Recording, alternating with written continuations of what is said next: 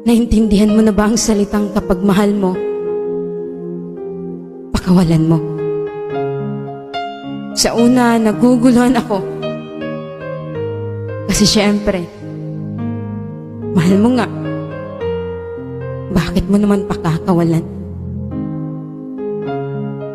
Until na-realize ko na totoo pala ang ganito.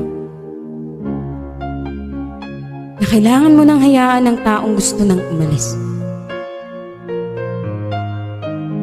Kailangan mo nang pakawalan ang taong minahal mo ng totoo.